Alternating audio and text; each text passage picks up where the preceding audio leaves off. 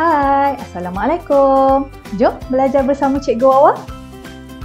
Hari ini kita akan belajar mengenal, menyebut, mengeja dan membaca. Suku kata yang kita akan belajar pada hari ini ialah ba, ca, la, ta, da. Jom kita ulang. Ba, ca, la, ta, da. Suku kata tadi akan membentuk 4 perkataan seperti gambar ini. Yang pertama, baca, kala, lada, dada. Suku kata pertama ialah bi, e, ba. Bi, e, ba. Cuba anda ulang. Ya, betul tu. Bi, e, ba. Suku kata yang kedua, si, e, ca. Si, e, ca. Cuba anda pula ulang. Ya, tepat. Si, e, ca. Si, e, ca. Dua suku kata tadi membentuk satu perkataan seperti ini. Bi, e, ba. Si, e, ca. Baca. Kita ulang. Bi, e, ba. Si, e, ca. Baca. Suku kata yang ketiga ialah ke, e, ka. Ke, e, ka. Cuba anda yang baca. Ya, betul tu. Ke, e, ka. Ke, e, ka.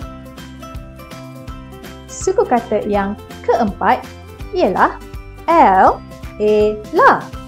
L, e, la. Cuba anda baca. Ya, betul tu. L, e, la. L, e, la. Dua suku kata tadi membentuk perkataan ke, e, ka. L, e, la. Kala. Kita ulang. Ke, e, ka. L, e, la. Kala.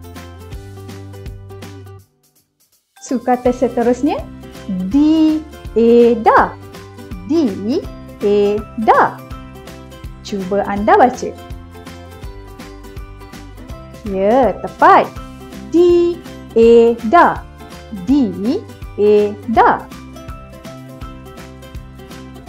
Suku kata tadi boleh membentuk perkataan di, e, da. Di, e, da. Dada. Kita ulang. Di, e, da. Di, e, da. Gada.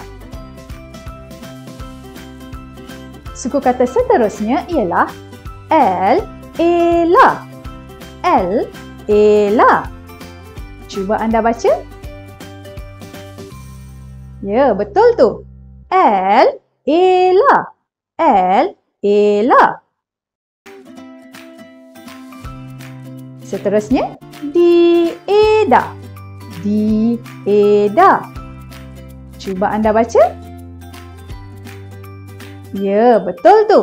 Di, e, da. Di, e, da. Suku kata tadi membentuk perkataan l, e, la. Di, e, da. Lada. Kita ulang. L, e, la. Di, e, da. Lada. Okey, sekarang tiba masa untuk kita main permainan pusingkan roda ini. Pusingkan roda ini. Berhenti. Gambar apa yang kita dapat? Gambar baca. Mari kita eja. Bi, e, ba. Si, e, ca. Baca. Lagi sekali. Bi, e, ba. Si, e, ca. Baca. Seterusnya, kita akan buat latihan berdasarkan 3 gambar yang kita belajar ini. Kita tengok yang pertama, lada. Ya, lada. Kita tengok yang kedua, kala. Kala. Betul. Yang ketiga, dada. Dada. Kita semak, betul tak yang kita buat ni? Ya, tanya. Semuanya betul.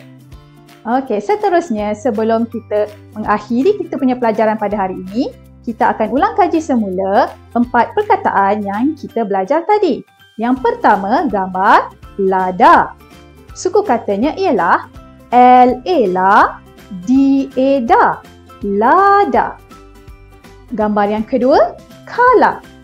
K-A-K, L-A-La, kala.